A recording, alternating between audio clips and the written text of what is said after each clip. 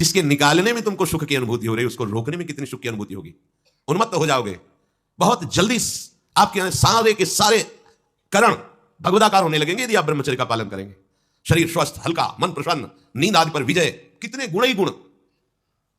और ब्रह्मचर्यहीन आलस्य, प्रमाद, भोगों का चिंतन, मन का डिप्रेशन में पहुंचना, कमर में दर्द, टांगों में दर्द, सर में दर्द, घबराहट होना, बिना किसी कारण के मन भयभीत हो रहा है, भोजन अपच हो रहा है, बिना किसी प्रक्रिया के वीरनाश हो रहा है, बिना किसी प्रक्रिया के। काहे को मृत्यु स्वयं स्वीकार कर रहे हो, यह मृत्यु है।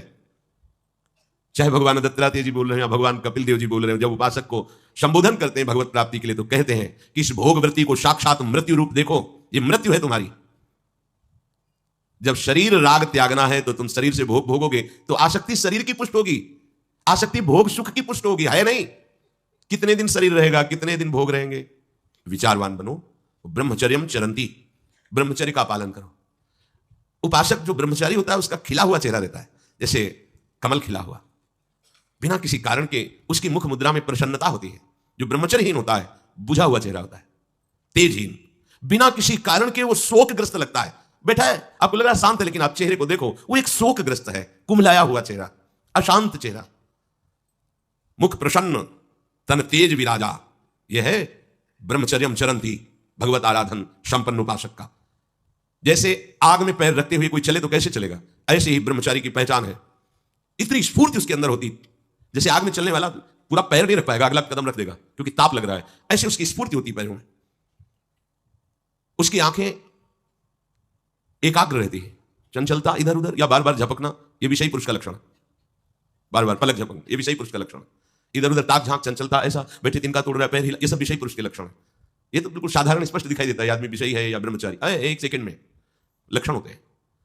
आपको जब भगवत मार्ग का अवसर मिला है तो गृहस्थ हो, संतान हो गई, ब्रह्मचर्य से रहो। नहीं चाहिए संतान तो भ्रूण हत्या, गर्भ हत्या जैसे महापाप करने की क्या जरूरत है।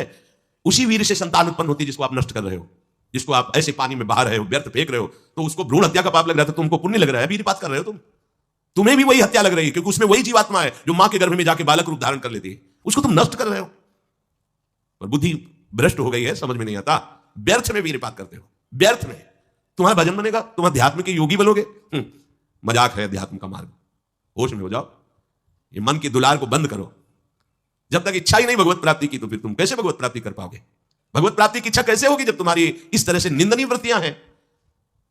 इंद्रियों को दुलार कर रहे हो, मन को दुलार कर रहे हो, भगवत प्राप्ति चाहते हो, आचरण नीच और चाहते हो उच्च पदवी। सावधान हो जाओ। यदि क्षंतो ब्रह्मचर्यम चरंत, ब्रह्मचर्य बहुत बहुत आवश्यक है, सबके लिए आवश्यक है, स्त्री पुरुष सबके लिए आवश्यक है।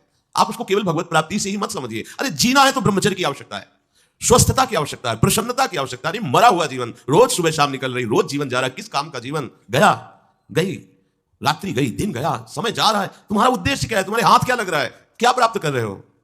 विचार ही नहीं रहे, विवेक ही नहीं रहे, पशुवत बस ऊपर चमड़ी में सुंदरता का लेप करके और मलमूत्रों के भांड में प्रियता करके पूरा जन्म नष्ट कर देना। कैसी धिक्कारमयी बुद्धि हमारी है। जहां हमें मुक्त होना चाहिए वहां मांग क्या रहे। कोई बिरला ही मुक्त होना चाहता है, वो बिरला वही होता है वीतरागा, जिसका राग नष्ट हो गया है, वो वैराग्यवान चाह करता है भगवत प्राप्ति की।